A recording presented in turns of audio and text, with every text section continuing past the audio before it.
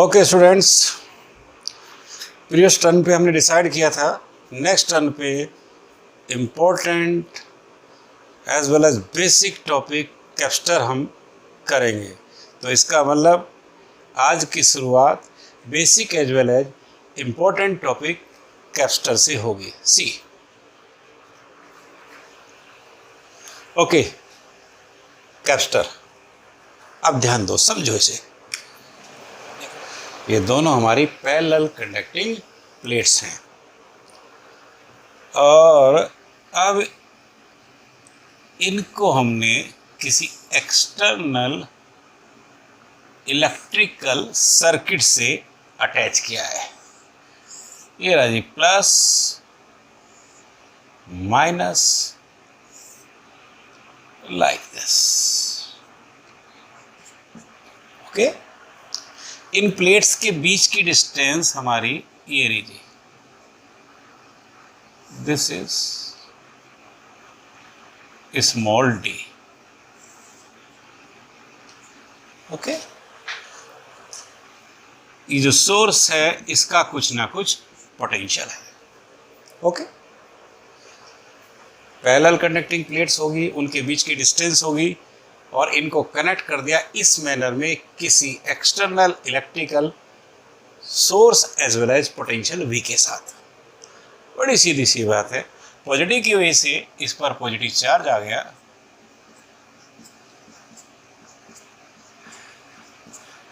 This is plus Q। Negative की वजह से इस पे नेगेटिव चार्ज आ गया and this is minus Q, right, up to saturation. यानी इस सोर्स ने इस प्लेट पर पॉजिटिव चार्ज और इस पर negative due to polarity, right, पहुंचा दिया सैचुरेशन तक। या हम ऐसा कह सकते हैं कि साहब इस नेगेटिव की वजह से नेगेटिव चार्ज यानी इलेक्ट्रॉन्स इस पर आ गए और जितना नेगेटिव चार्ज यहाँ आया ठीक उतना ही पॉजिटिव चार्ज इस पर इंड्यूस हो गया या ट्रांसफर हो गया अप टू सैचुरेशन। तो अब ध्यान दीजिए कि जो चार्जिंग हुई है इसके तरीके दो बताए मैंने, या तो पॉजिटिव से पॉजिटिव आ गया, नेगेटिव से नेगेटिव सैचुरेशन तक, या मैंने क्या कहा कि जो नेगेटिव इस पे आया है वो induce as well as transfer हो गया इस दूसरे वाले पे अप टू सैचुरेशन। ओके, तो अब इस अरेंजमेंट को पकड़ो, यानी इसमें दो पैरेलल कंडक्टिंग प्लेट्स होगी और ये जो डिस्टेंस है ये भी वेरी स्मॉल है, राइट।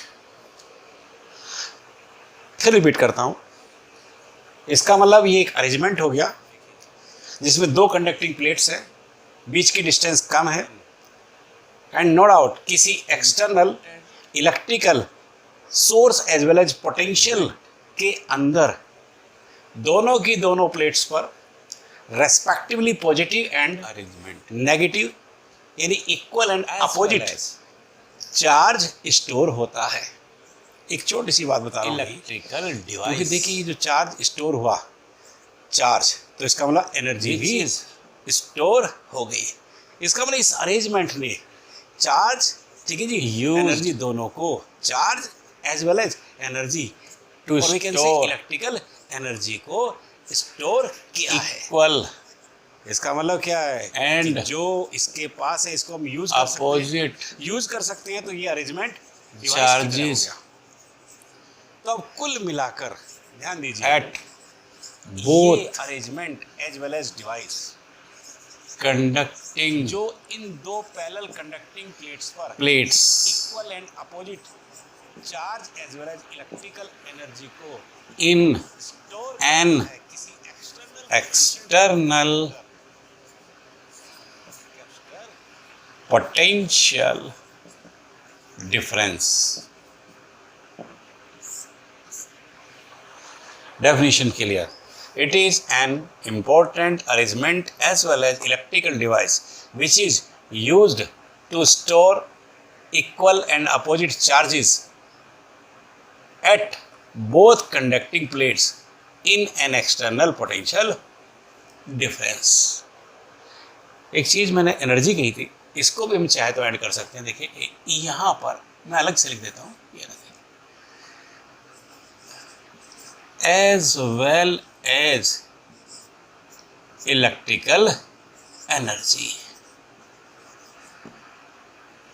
चलिए राइट, सीक्वेंस बन गई कि ये अरेंजमेंट है, ये डिवाइस है जो यूटिलाइज होगा to store equal and opposite charges as well as electrical energy at both conducting plates in an external potential difference. Done. अब देखो इसके अंदर जो दिख रहा है वो बड़ा क्लियर है। चार्जेस किसकी वजह से? इस पोटेंशियल की वजह से। इसका मतलब चार्जेस पोटेंशियल पर डिपेंड कर रहे हैं। और डिपेंड कैसे? पोटेंशियल ज़्यादा होगा चार्जेस ज़्यादा होंगे, कम होगा तो चार्जेस कम ही होंगे।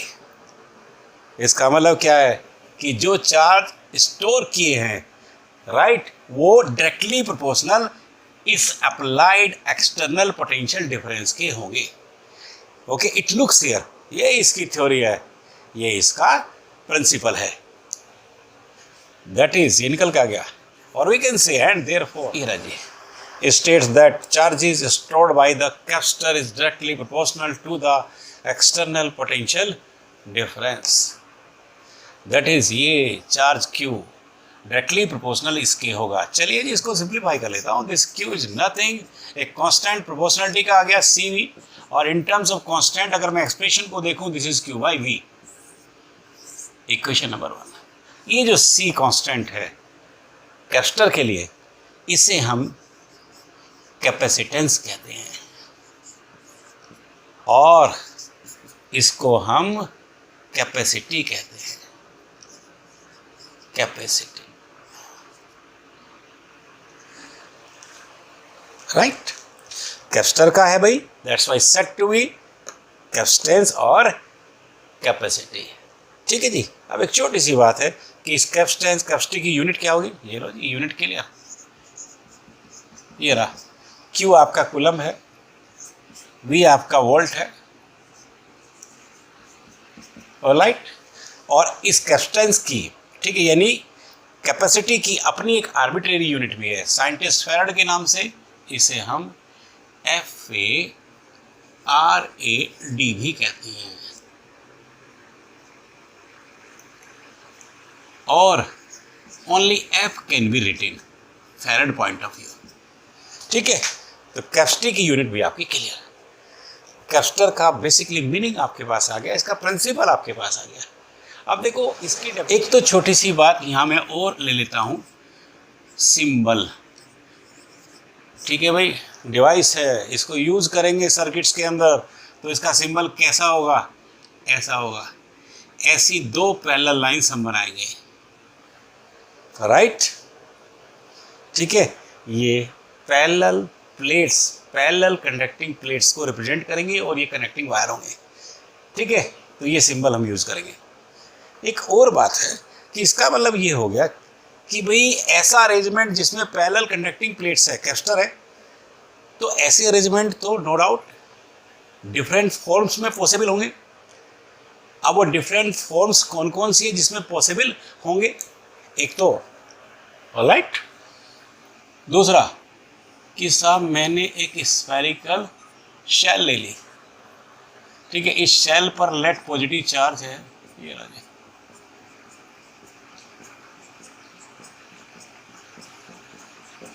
और इसको एनक्लोज कर दिया इससे, दूसरी बड़ी स्फेरिकल शेल से, और इस स्फेरिकल सेल पे नो डाउट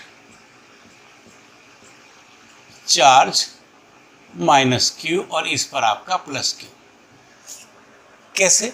ये हमें पता है कि इसको मैंने ऐसे पॉजिटिव से अटैच किया और इसको मैंने ऐसे नेगेटिव से किया।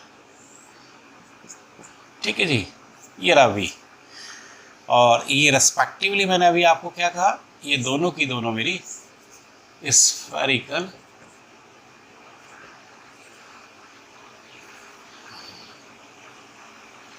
कंडक्टिंग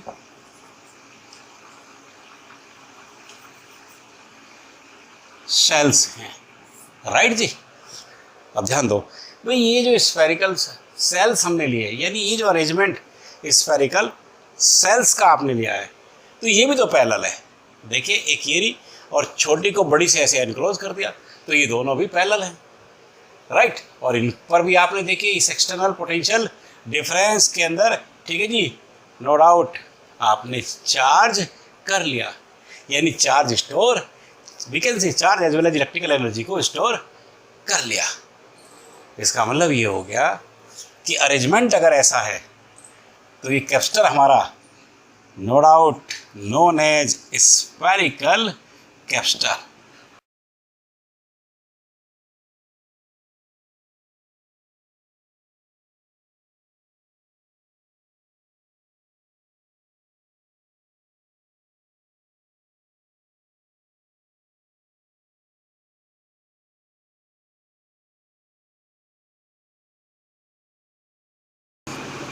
देखो ये हमने सिलेंड्रिकल या होलो कंडक्टिंग सिलेंडर लिया है, ठीक है जी, और इसको बड़े वाले होलो कंडक्टिंग सिलेंडर से ऐसे मैंने एनक्लोज किया, ऐसे ऐसे, ये रहा जी, ठीक है। और इस अंदर वाले को, ये रहा जी अंदर वाला, यहाँ हम एक्सटर्नल पोटेंशियल के पास चले गए, पॉजिटिव से जोड़ दिया, और इस बाहर वाले को एक्सटर्नल पोटेंशियल के पास चले गए और नेगेटिव से जोड़ दिया।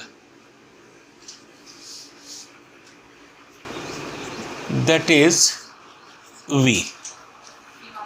ड्यू टू पॉजिटिव इस पे चार्ज मेरा पॉजिटिव आ गया,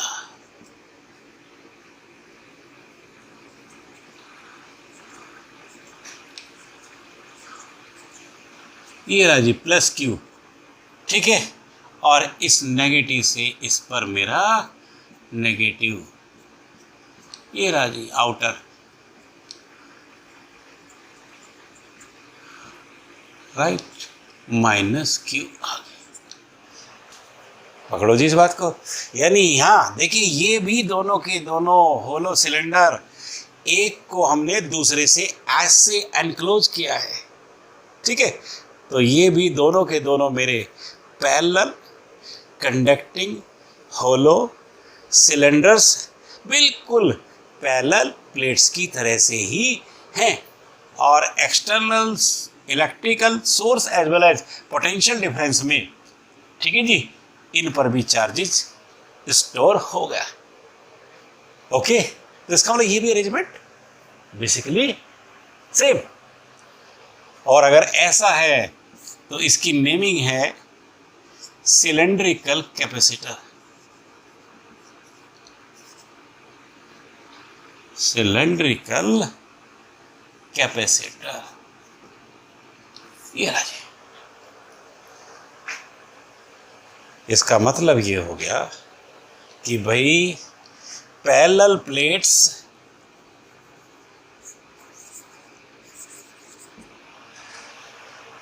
कैपेसिटर हमारा डिफरेंट टाइप्स का पॉसिबल होगा, और इसकी बेसिकली टाइप्स ये 3 हैं।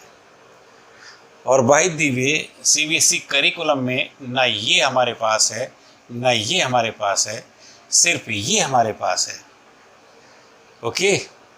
तो नेक्स्ट वन टॉपिक में हम इसको लेके इसकी कैपेसिटी डिस्कस करेंगे, ओके। मतलब मेरा ये हो गया जी पैरेलल प्लेट्स कैपेसिटर, ठीक बेटा जी। कैपेसिटर वही जिसकी मीनिंग की प्रिंसिपल की आपने बात की है, और जिसमें आपको CQ/V मिला है, राइट। बस अब प्रॉब्लम हमारी यही है कि C, राइट, ओके, होगा क्या, क्लियर। यहाँ तो कॉमनली आपने इसे मेंटेन किया है, सिर्फ कांस्टेंट। अब क्वेश्चन ये है, ये जो, हाँ एक बात और देखिए, मैंने कांस्टेंट वर्ड यूज़ किया कैप्स्टर का, ये प्लीज सी, यानी ये समझ लीजिए कि पर्टिकुलर कैप्स्टर के लिए, ओके, ये कांस्टेंट, ठीक है जी, नो डाउट कांस्टेंट टर्म ही है। फिर मैं वहीं आ गया कि देखिए कैप्स्टर का मीनिंग मेरे पास है, कैप्स्टर का प्रिंसिपल मेरे पास है, ठीक है। अब ये जो सी है, ठीक है, ओके, ये क्या होगी, कैप्स्टी क्या होगी, ओके, ये हमारा मोटो है टॉपिक का, ओके। यानी ये समझ लीजिए कि हम कैप्स्टी के लिए एक्सप्लेनेशन डेरिवेशन करेंगे इस पैरेलल प्लेट्स कैप्स्टर की, ऑलराइट, सेम, ठीक है। चलिए अब ध्यान दो, पॉइंट पर आ जाओ कि भाई हमारा मोटो है कैप्स्टी, रट्टाफिकेशन कुछ नहीं है। अगर मुझे Q और V का पता हो, ठीक है, तो मैं इन दोनों को डिस्कस कर लूँ, कैप्स्टी को फाइंड आउट कर लूँ। दोनों में भी क्या है, ये तो अपने आप में, ठीक है जी, ये जो टर्म मेरी है, ओके, ये तो मीनिंग में है मेरे, ठीक है, राइट, इस ये तो मैंने अपनी कंसिडरेशन के अंदर ली है, राइट, ओके। रही बात V की, ठीक, ये V भी हमने, ठीक है, कंसिडरेशन में, राइट, रेस्पॉन्सिबल बनाया है चार्जेस के लिए। फिर भी इस चार्जिंग के लिए कितना V होगा, ये मेरी प्रॉब्लम होगी। फिर सीक्वेंस बनाओ, हमारी प्रॉब्लम ये है, इसके लिए ये दोनों टर्म्स मुझे चाहिए, ठीक है, ये दिख गई आपको। रही बात V की, ठीक है जी, इसके लिए कितना, ठीक है जी, V होगा, प्रॉब्लम आपकी ये, ठीक है जी, बस ये है। तो अगर ये मुझे मिल जाए, पुट करके कैप्स्टी में निकाल लूँगा, ठीक है जी, राइट, कोई दिक्कत नहीं। अगर ये मिल जाए तो पुट करके कैप्स्टी, राइट, मैं इजीली निकाल लूँगा। चलिए जी, फिर सवाल कैसे, बढ़िए। कैसे के लिए V का भी एक सिंपल लॉजिक मेरे पास है। V क्या है, ED है।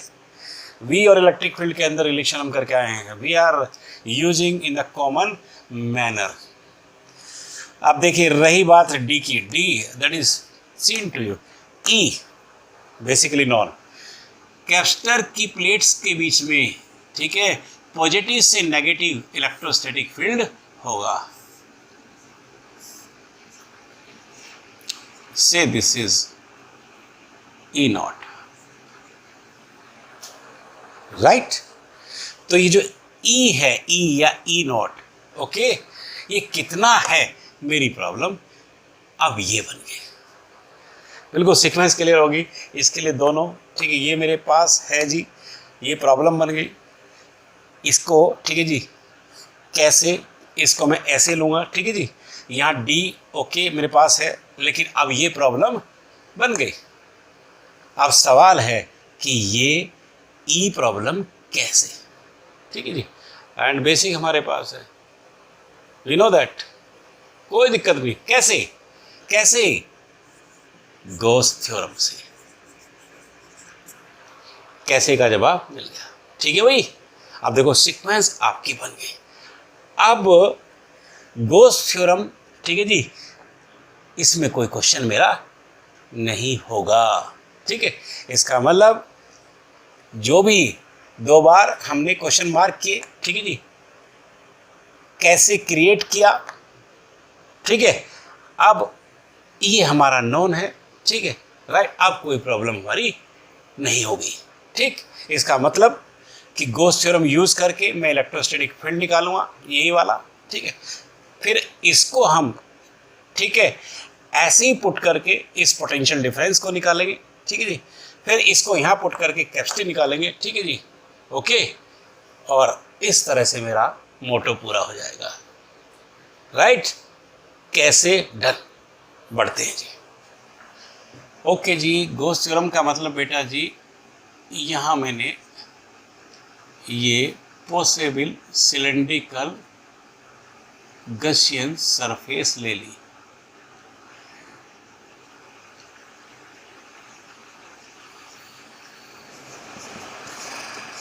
Cylindrical गशियन surface. अब ध्यान दीजिए कि देखिए इसके लिए हम किसी भी फील्ड को, किसी भी चार्ज को, राइट, मर्जी है इसको, मर्जी है इसको, यूज करेंगे आप, ठीक है, ओके, थ्योरम का बेसिक, ओके। तो चलिए जी, राइट, सिमेट्री बन गई हमारी कि किसी भी चार्ज का मतलब किसी भी प्लेट के, ठीक है, चार्ज को आप यूज करेंगे। हमने इसके चार्ज को यूज किया है इसके एक्सप्लेनेशन में, राइट। और नॉन टू यू कि यहाँ किससे एनक्लोज करूँगा मैं इसको, चार्ज बॉडी को, नो डाउट सिलेंड्रिकल गशियन सरफेस ही होगी। आगे बढ़िए। अब इसके अंदर ये भी पता है हमें कि अलोंग लेंथ ये स्मॉल सरफेस होगी ds, अलोंग सर्कुलर एंड्स ये रहा, यहां भी स्मॉल सरफेस होगी ds, क्योंकि नॉर्मल होती है, राइट। जब मैं इस सरफेस पर हूं, लेंथ के अलोंग हूं, ठीक है जी, यानी कर्व्ड सरफेस पर हूं, तो नॉर्मल ds की डायरेक्शन फील्ड के अलोंग होगी। लेकिन अगर हम यहाँ चले गए तो नॉर्मल जो है ये 90 डिग्री बनाएगी इस ई नॉट के साथ, और अगर हम यहाँ आ गए तो यहाँ भी वही बात है कि ये ds 90 डिग्री बनाएगी, ठीक है जी, ये लीजिए इस ई के साथ, ई नॉट के साथ, राइट। ये रहा, ठीक है,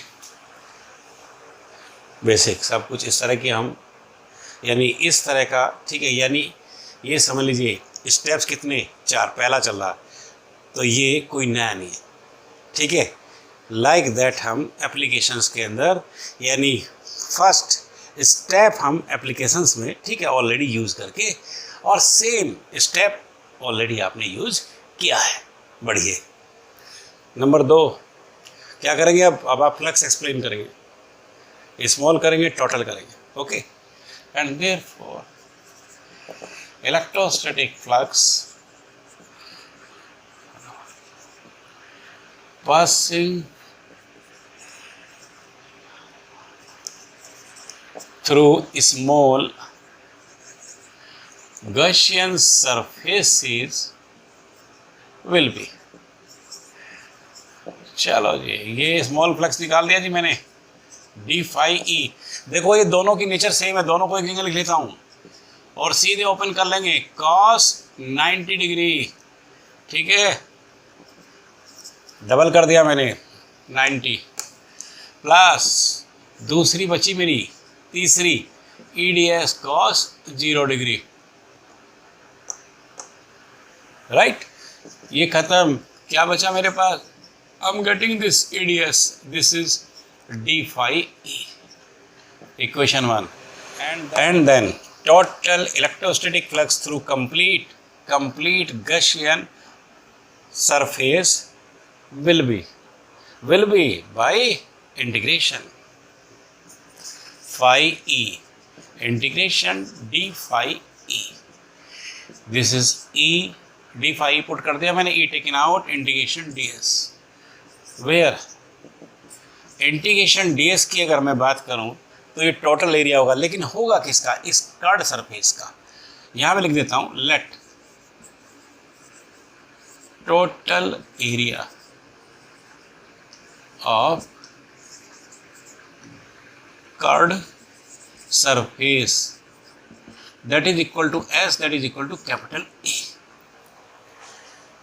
क्योंकि देखिए सर्कुलर एंड से कोई फ्लक्स पास नहीं हो रहा है, सरफेस कौन सी इन्वॉल्व हो रही है, ये वाली, तो टोटल एरिया किसका चाहिए मुझे, इस वाली का, और लेट आपने इसे कैपिटल A या कैपिटल S लिया है, तो इसका मतलब चलिए इसे S या A जैसी मर्जी, चलिए मैं A से लूँगा, and this is H E, equation number 2।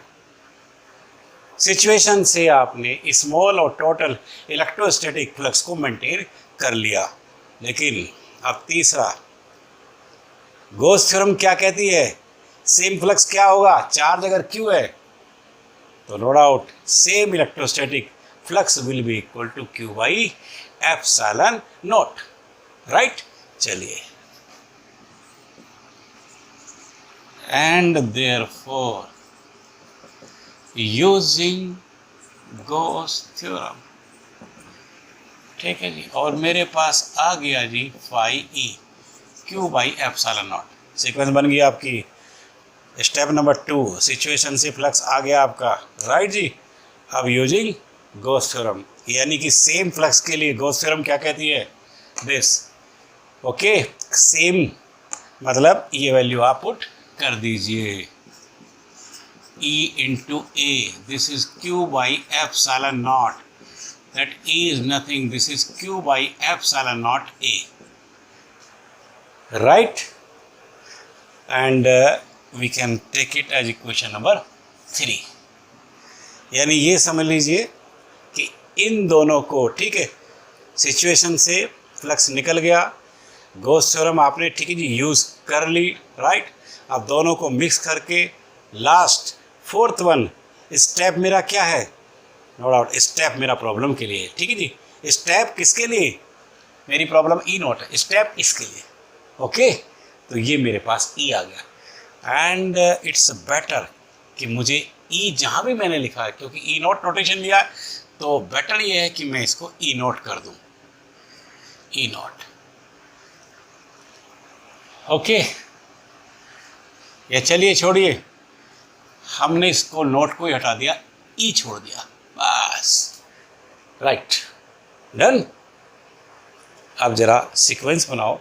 हमारा मोटो था बेटा जी सी क्यू बाई वी, ये मेरे पास है, ये मेरी प्रॉब्लम है, ये कैसे ई डी से, ये मेरे पास है, ये मेरी प्रॉब्लम है, और ये कैसे गॉस थ्योरम से, और गॉस थ्योरम से ये समझ लीजिए मैंने इसको सोल्व कर लिया, राइट।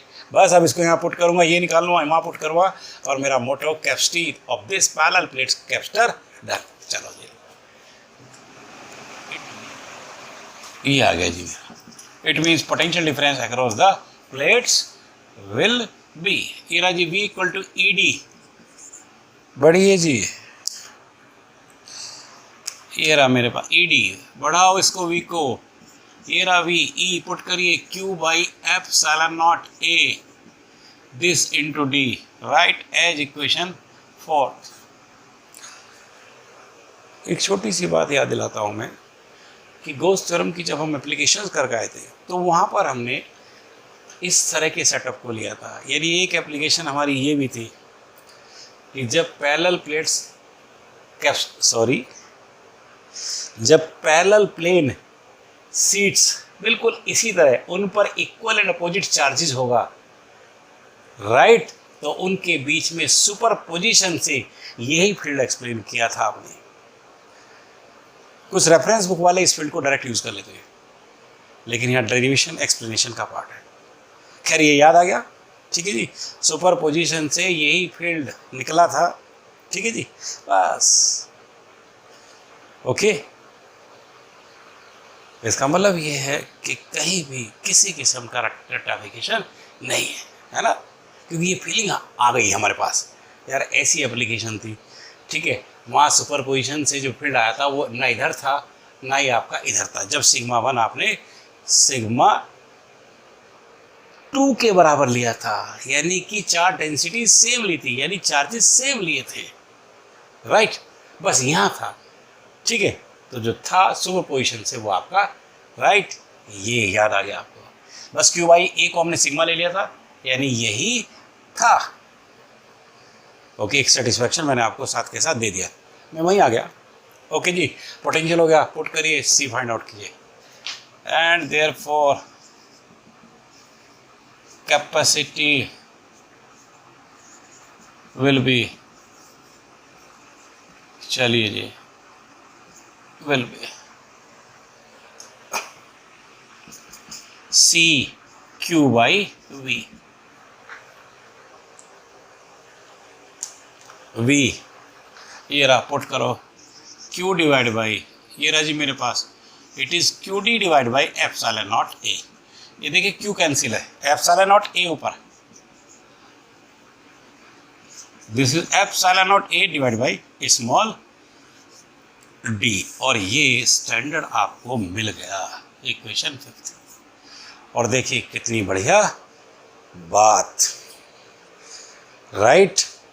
बढ़िया बात क्या नजर आ रही है, देखो बढ़िया, राइट बात ये है, ये कांस्टेंट हो गया, प्लेट का एरिया फिक्स, कांस्टेंट, गैप हमने रखा है, गैप मेंटेन किया है मैन्युफैक्चरिंग के टाइम पर फिक्स, कांस्टेंट, इसका मतलब सभी की सभी टर्म्स कांस्टेंट वन ही हैं। इसका मतलब ये हो गया कैपेसिटी, ध्यान दीजिए कैपेसिटी कितनी चाहिए, कैपेसिटी मुझे इतनी चाहिए, उस हिसाब से ये तो कांस्टेंट है ही, हम इन दोनों को मेंटेन करते हैं और कैपेसिटर को मैन्युफैक्चर कर लेते हैं। कैपेसिटर ऐसे बनते हैं डिफरेंट डिफरेंट कैपेसिटी के कॉरस्पॉन्ड या डिफरेंट डिफरेंट कैपेसिटी के। I think done, topic completed. अब मैं वहीं आ गया, देखिए मैंने कहा था उसकी डेफिनेशन में था कि ये वो डिवाइस है जो एनर्जी को, ठीक है जी, स्टोर करेगी, ठीक है। अब वो एनर्जी कितनी है, next is the same,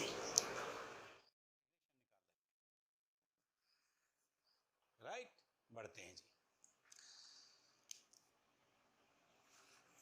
simple, let small charge dq is stored by the capacitor in external, PD means potential difference, then small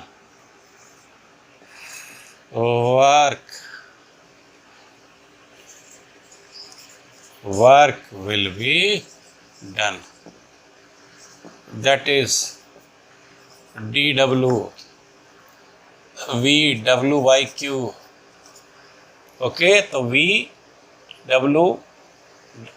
by q तो w v q, right.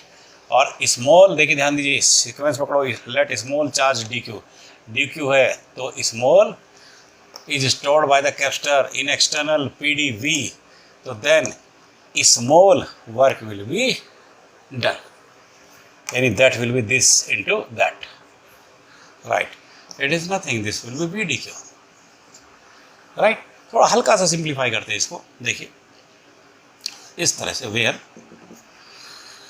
v हमारा क्या है जी, this is q by c, principle हमारे पास है, ये रहा, this is q equal to C V, हमारे पास था c का relation, this is q by v, इसका मतलब v क्या है, q by c, right.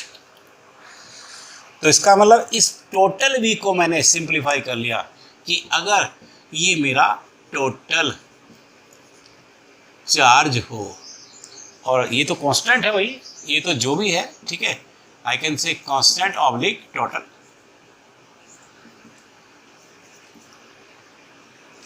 Capacity, right.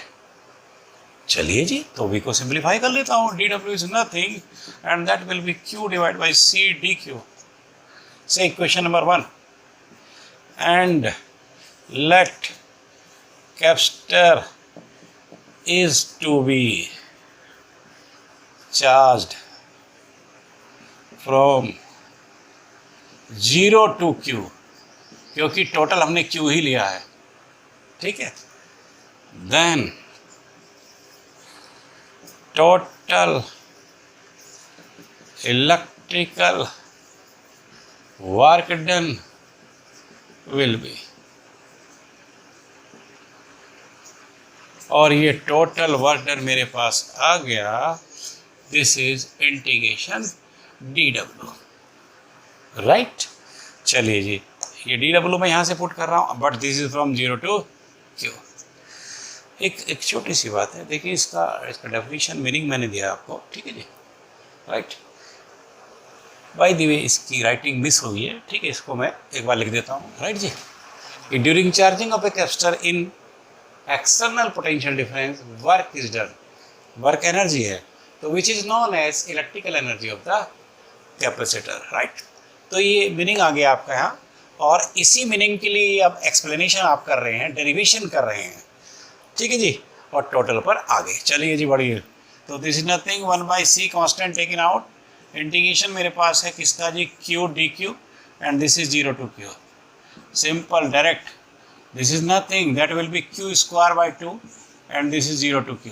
चलिए ये लिमिट्स में पुट कर देता हूँ, that is q square divide by 2 minus 0 means this is nothing, this will be q square divide by 2c।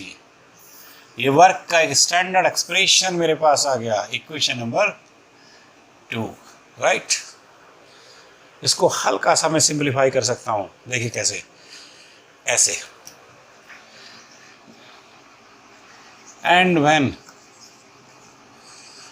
Q equal to CV, then देखिए जो result मेरे को मिला इसी में मैं, ठीक है, कैप्स्टर के प्रिंसिपल को यूज करके Q equal to CV put करूँगा, देन यही टोटल वर्क मेरे पास आ जाएगा Q स्क्वायर यानी कि C square V square divide by 2C। Okay, एक C को कैंसिल कर दिया मैंने यहाँ से, I am getting CV square this by 2।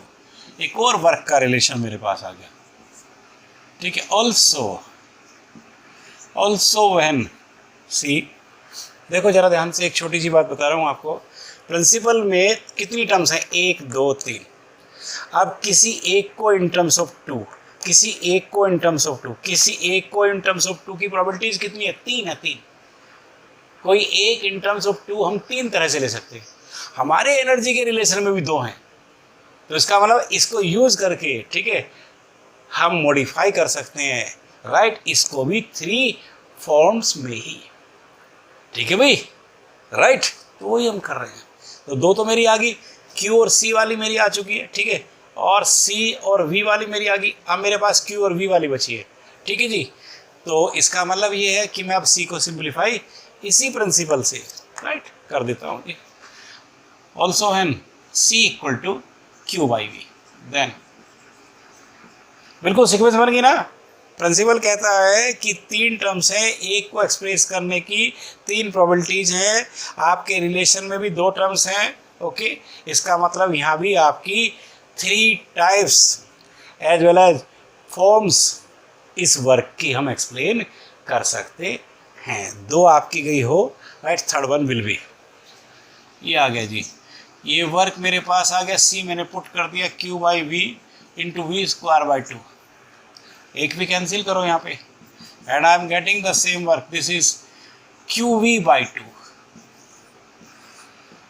ठीक है जी।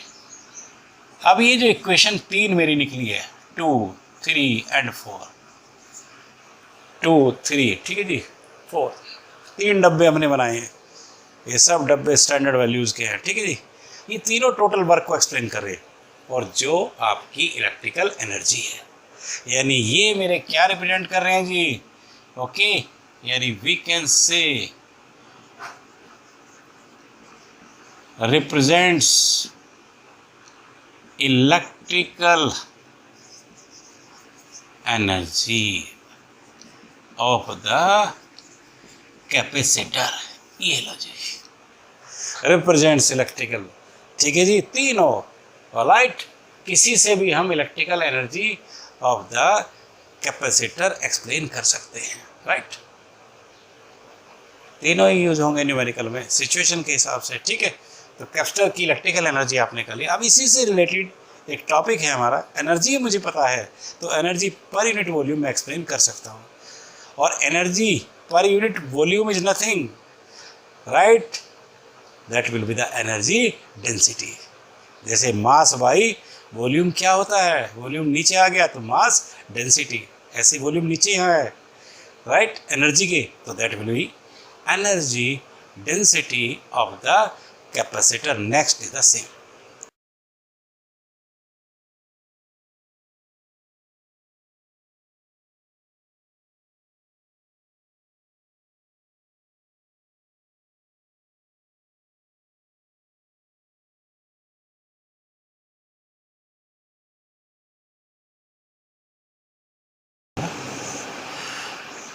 ये रहा जी।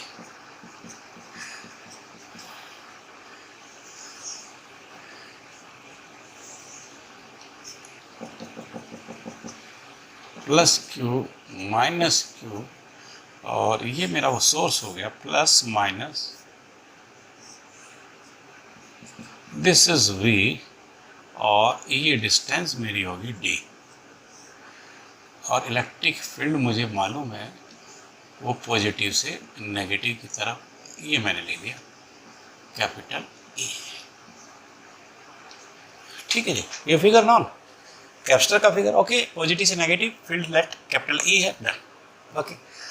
चलिए जी, अब देखिए आपके पास एनर्जी का एक्सप्लेनेशन ऑलरेडी है, तो मैंने बता रखा है कि इंडिविजुअली टॉपिक को करेंगे तो डिटेल में करेंगे, कर दिया आपने, और अगर आप उसको यूज कर रहे हैं तो सिर्फ स्टैंडर्ड फॉर्मूला, ठीक है।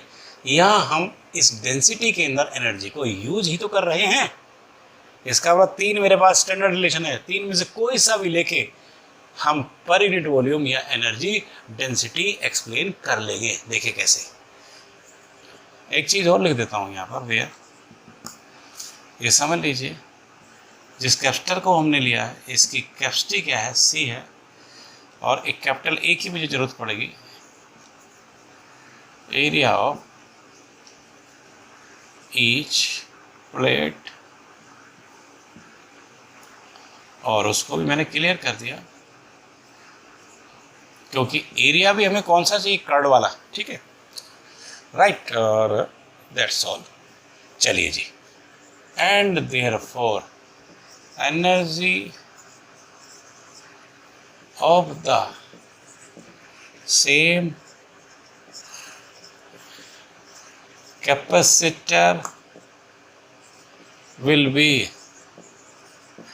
और ये एनर्जी सेम कैपेसिटर की मेरे पास आ गई जी, यही W है वो, ठीक है, और इस एनर्जी को हम E से भी ले सकते हैं, right, and that is half CV square, ठीक है। कैपेसिटर मेरे सामने है, C कैपेसिटी है और V पोटेंशियल मैंने लिया है, तो एनर्जी है, यानी ये वाला रिलेशन जो है मैं यूज़ कर रहा हूँ, ठीक है। वेयर, अब इसमें और सिंप्लीफिकेशन करेंगे हम, देखिए इस एनर्जी को नोटेशन, ठीक है जी, चलिए छोड़िए कोई नहीं, वेयर C कैपेसिटी, कैपेसिटी भी हम एक्सप्लेन करके आए हैं, डेरिवेशन किया हमने, और this is epsilon not A/D, इसलिए मैंने A भी कंसिडरेशन में ले लिया, D ऑलरेडी है, ठीक है।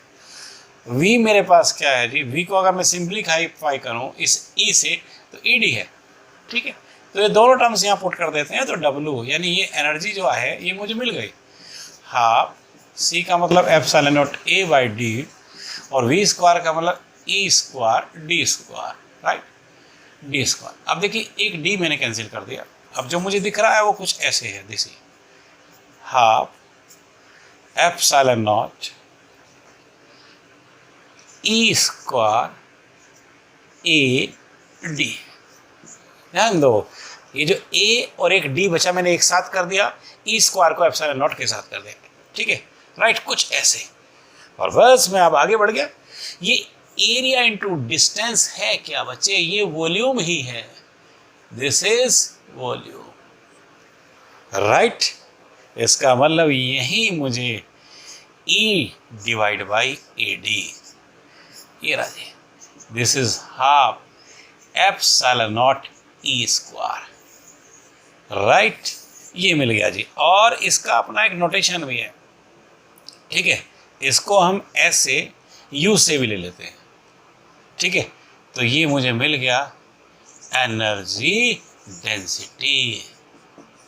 लो जी, पैरेलल प्लेट्स कैपेसिटर की आपने, राइट, क्योंकि एनर्जी आपके पास आती है तो बस बेसिक लिया और इंस्टेंटली, ठीक है, ओके, बस हल्के से में, राइट, ओके, यानी ये समझ लीजिए कि स्मॉल वन ऑल्सो, सिंपल भी है, ठीक, स्मॉल भी है, और आपने एनर्जी डेंसिटी मेंटेन कर ली, एनर्जी डेंसिटी का एक्सप्लेनेशन ओके कर लिया, बोलिए, राइट, सीक्वेंस बन गई अब आपके दिमाग में, ठीक है। इसका मतलब ये हो गया कि एक तरफ एनर्जी का एक्सप्लेनेशन भी आ गया, दूसरी तरफ पर यूनिट, ठीक है जी, वॉल्यूम, इसको मैं लिख देता हूँ यहाँ, फिर भी ये क्या है, एनर्जी पर यूनिट वॉल्यूम, ठीक है जी, राइट, क्लियर। तो एनर्जी डेंसिटी या energy per unit volume of a parallel plates capacitor is to be completed. ये भी टॉपिक मेरा हो गया। अब जरा ध्यान से सुनो मेरी बात। अभी तक जो बात हो रही है हमारी वो एक सिंगल कैपेसिटर की हो रही है, ठीक है। ये रहा जी पैरेलल प्लेट्स कैपेसिटर। कैपेसिटर क्या है, कैपेसिटर का प्रिंसिपल क्या है, राइट। कैपेसिटी क्या है, ऐसा ही कैपेसिटर की टाइप्स आपको पता कि बेसिकली 3 थी, राइट। Okay, 3 forms are possible basically, but मैंने बताया आपको कि 2 हमारे यहाँ ही नहीं, बेशक पॉसिबल हो, ठीक है जी। हमारे यहाँ एक है कैपेसिटर ऐसा है, तो आपने फिर क्या किया, इस कैपेसिटर की कैपेसिटी को फाइंड आउट किया, फिर एनर्जी को किया, फिर energy per unit volume as well as energy density को फाइंड आउट किया, राइट। तो एक सिंगल कैपेसिटर में इतनी बात हमने कर ली। क्या ये है, क्या प्रिंसिपल है, क्या इसकी कैपेसिटी है, क्या एनर्जी है, और क्या इसकी एनर्जी डेंसिटी है, राइट। अब हम एक से ज़्यादा कैपेसिटर्स यूज़ करेंगे, और एक से ज़्यादा का मतलब है combination of capacitors. So next is nothing but the combination of capacitors होगा। ओके, कॉम्बिनेशन ऑफ कैपेसिटर्स हम करेंगे, ठीक है जी। और कॉम्बिनेशन का बेसिक हमारे पास है, ठीक है। हम 10th लेवल पे रेजिस्टेंसेस कॉम्बिनेशन कर आए हैं, ठीक है। सीरीज पैरेलल वाला वही बेसिक यहाँ है, बेसिक रिमेज द से। तो चलिए जी, यानी series and parallel combination of capacitors आप डिस्कस करेंगे। Motto clear. First one, in series.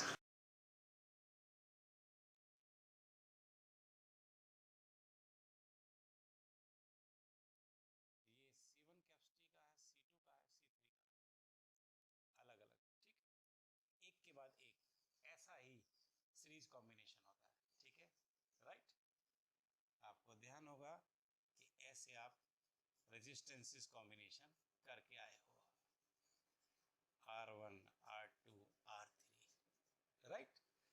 अब इसको कनेक्ट किया किसी एक्सटर्नल सोर्स से, प्लस माइनस, ठीक है जी, से पोटेंशियल भी ऐसे ही आपने वहां पे किया था बेसिक में, ठीक है। ये रहा जी, क्लियर। मोटो क्या था वहां, रिजल्टिंग रेजिस्टेंस। ओके, मोटो क्या होगा यहाँ का हमारा, to explain resulting capacity, right, say C. तो ये मेरा क्वेश्चन मार्क, या कैपिटल आर क्वेश्चन मार्क। फिर कैसे मेंटेन किया था इसको, इसके लिए बेसिक, ये रहा जी basic, Ohm's law, R V by I, ठीक है जी।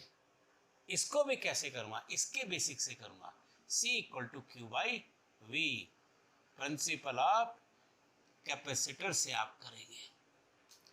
वहां इस R के लिए, क्योंकि ये दोनों रेस्पॉन्सिबल है, आपने दोनों को स्टडी किया, और ध्यान होगा कैसे हिसाब, ये करंट पॉजिटिव से नेगेटिव सीरीज में बिल्कुल एक जैसी होगी तीनों रेजिस्टेंसेस के अंदर, राइट। और करंट बनती किससे है, you know the basic, charge से तो बनती है। इसका मतलब क्या है, यहाँ पर तीनों कैपेसिटर पर चार्जेस सेम होंगे, सेम, राइट। नेगेटिव से ये नेगेटिव प्लेट हो जाएगी मेरी, जितनी नेगेटिव है उतना यहाँ पॉजिटिव इंड्यूस हो जाएगा, जैसे माइनस क्यू प्लस क्यू, ठीक है जी। फिर आगे ऐसे ही सिमेट्रिकली बढ़ जाएंगे, फिर ये माइनस क्यू प्लस क्यू, फिर ये माइनस क्यू प्लस क्यू, ऐसे समझ लो, plus Q minus Q plus Q minus Q plus Q minus Q. तो इसका मतलब क्या हो गया, इन सीरीज, ये निकल गया यहाँ पे मेरे पास, and therefore in series Q मेरा सेम, जैसे वहां पर आई आपका सेम था, ठीक है। अब ध्यान दो, अब टेंशन बनाओ, आई तो सेम है लेकिन आर तो हम अलग अलग ले रहे हैं ना, तो इसका मतलब वी अलग अलग होगा, यानी जो टोटल वी है वो डिस्ट्रीब्यूट हो जाएगा अलग अलग। लेट इसके अक्रॉस V1 हो गया, इसके अक्रॉस V2 और इसके अक्रॉस V3, सेम। यहाँ भी देखिए कैपेसिटर अलग अलग है भाई, कैपेसिटी आपकी कैपेसिटर अलग अलग है, ठीक है, लेकिन चार्ज मेरा क्या है, सेम है। इसका मतलब क्या होगी कि ये जो टोटल पोटेंशियल मैं दे रहा हूँ, ठीक है, अलग अलग कैपेसिटर को, ओके राइट, ये मेरा डिस्ट्रीब्यूट हो जाएगा। बिल्कुल सीक्वेंस बन गई दिमाग में कि ये सेम था, ये अलग अलग है, तो ये अलग अलग हो गया आपका। ऐसे ये सेम है, राइट, अलग अलग है, तो ये टोटल पोटेंशियल भी अलग अलग हो गया। जैसे इस पहले वाले के अक्रॉस कितना हो गया, V1। अब चलता हूँ जी दूसरे वाला। ये ध्यान रखना कि अक्रॉस का मतलब ये नहीं है कि आप कहाँ तक रिप्रेजेंट करें कि अगले कैपेसिटर के रीजन में चले जाए ना, उससे पहले खत्म करो। ये V2 और ये V3, right, basically no. And potential, ये रहा जी, difference across each capacitor will be divided,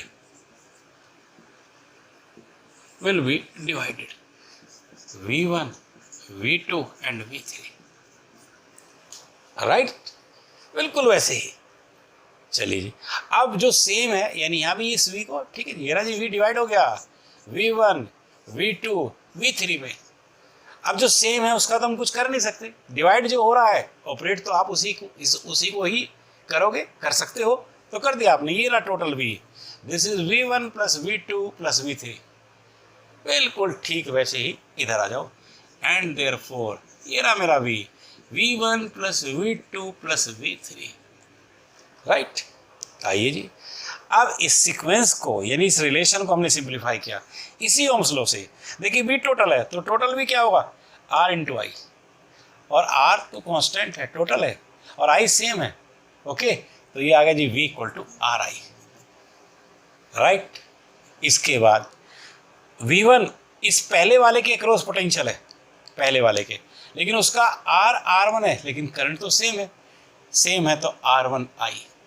ऐसी V2 दूसरे वाले का, चलिए R2 आई, R3 आई, राइट, ओके, और I कॉमन कैंसिल, तो ये सीरीज वाला आपको याद आ गया होगा कि ये मिला था, ये बेसिक साथ के साथ मैंने याद दिला दिया। अब अंडरस्टैंडिंग कंप्लीट, मजबूत। चलिए जी, ऐसे भी कर लिया प्रिंसिपल से, तो V क्या होगा, Q बाई C, Q तो सेम है और C कांस्टेंट है, राइट, ओके, सॉरी C क्या है, रिजल्टिंग है, ये रहा रिजल्टिंग है भाई, और ये आपकी प्रॉब्लम है, क्वेश्चन मार्क, ठीक है। तो V टोटल को टोटल के साथ ले लिया, तो ये टोटल रिजल्टिंग है जो आपकी प्रॉब्लम है। मैं आया पहले वाले पर V1, ये पहले के क्रॉस है, तो Q तो सेम है लेकिन C इसका C1 है। दूसरे पे आया, ठीक है, Q सेम है, C C2 है, Q सेम है, C C3, ये लो जी, Q cancel both the sides, you are getting 1 by C, 1 by C1, 1 by C2 और 1 बाई C3, ये लो से इक्वेशन इंस्टेंटली, ठीक है जी, आपने सीरीज कॉम्बिनेशन को मेंटेन कर लिया, ठीक है, बेसिक को याद करके बस। अब ठीक वैसे ही पैरेलल में होगा, ऑलराइट। पैरेलल में वहाँ का रिजल्ट क्या था आपको पता है, 1 by R1 plus 1 by R2 plus 1 by R3। यही कह लीजिए, ध्यान दो कि जो वहाँ पैरेलल था वो सीरीज में यहाँ आया। इसका मतलब क्या हो गया कि जो वहाँ सीरीज में था वो यहाँ आपको पैरेलल मिलेगा। बाकी बेस से करने में इसका से चलिए, ये रहा जी, parallel combination is not true. ये रहा, ये C1 कैपेसिटर मैंने ले लिया इधर, ठीक है, राइट।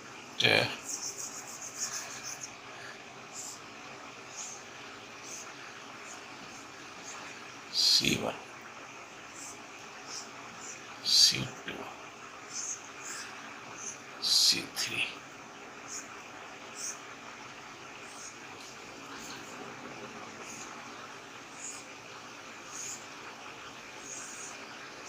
राइट, ये रही जी पैरेलल वो है कि जिनकी सभी की पहली प्लेट्स राइट एक पॉइंट पर हो और दूसरी दूसरे पर, यानी एक पॉजिटिव पर और बाकी सभी नेगेटिव पर, पॉजिटिव नेगेटिव।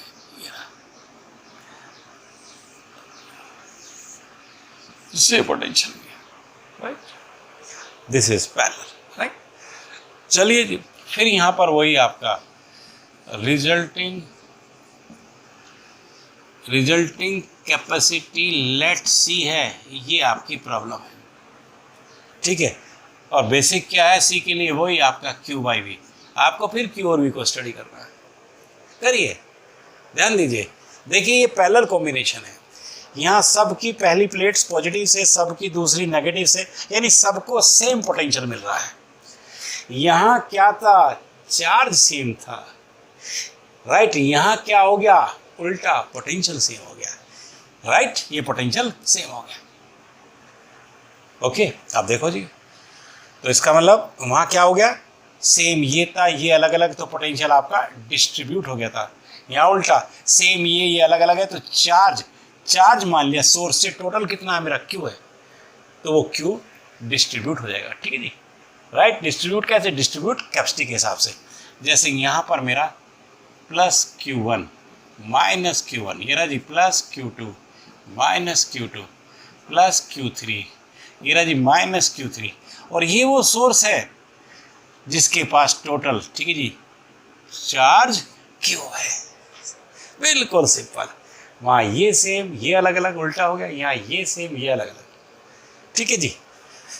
इसका मतलब ये क्लियर हो गया। And therefore electrostatic potential across each capacitor, ठीक है जी, वो आपका V राइट सेम, ठीक, बट चार्ज, ये रहा जी total Q, will be divided on each capacitor. Let पहले पर ये Q1 हो गया, दूसरे पर Q2 और तीसरे पर Q3 राइट जी। चलिए बढ़ता हूँ मैं आगे, ध्यान दो।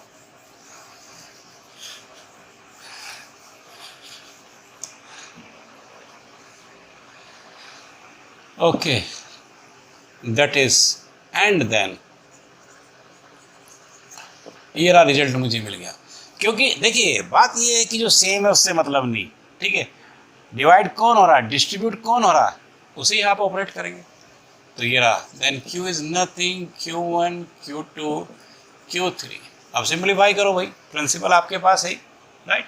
चलिए ये Q टोटल है, तो उसके लिए V भी टोटल लूँगा मैं, C भी टोटल या रिजल्टिंग, तो क्या हो गया मेरा ये CV, ये रिजल्टिंग है भाई, this is resulting problem question mark. बढ़िया आगे Q1 पहले वाले पे चार्ज है, लेकिन पहले वाले का C1 है, ठीक है जी राइट। मेक कंसंट्रेशन, ये रहा, ये समझ लीजिए आप, कहीं कोई कंट्राडिक्शन नहीं होना चाहिए। बेसिक को आपने यूज किया, पहले Q टोटल के लिए कर लिया, ठीक है जी। अब मैं Q1 पर आ गया, Q1 का मतलब ये रहा पहले वाला। अब देखो जी, पहले वाले का कैपेसिटी C1 है, लेकिन V तो सेम है, यानी C1 V। मैं दूसरे पर आ गया, फिर उसकी कैपेसिटी C2 V तो सेम है, तीसरा C3, लेकिन V तो तीनों के अक्रॉस सेम ही है। अब देखो जी, V कैंसिल, कॉमन ले लेंगे, cancel out, we are getting result C will be equal to C1 C2 C3 as this equation number, ठीक है जी। We can write 2। देन बड़ी अच्छी बात फिर महसूस कर लेता हूँ कि रेजिस्टेंसेस कॉम्बिनेशन का सीरीज ये होता है R equal to R1 plus R2 plus R3, लेकिन कैपेसिटर कॉम्बिनेशन होता है 1/C 1/C1 1/C2 1/C3। इसका पैरेलल होता है 1/R 1/R1 1/R2 1/R3, उसका पैरेलल होता है C1 C2 C3। इसका मतलब कॉम्बिनेशन में, ठीक है जी, बेसिक नहीं बदला बट रिजल्ट उल्टे। ओके जी, with the same I'm going to close today तो आप सब्सक्राइब कीजिए, लाइक कीजिए। Thank you very much.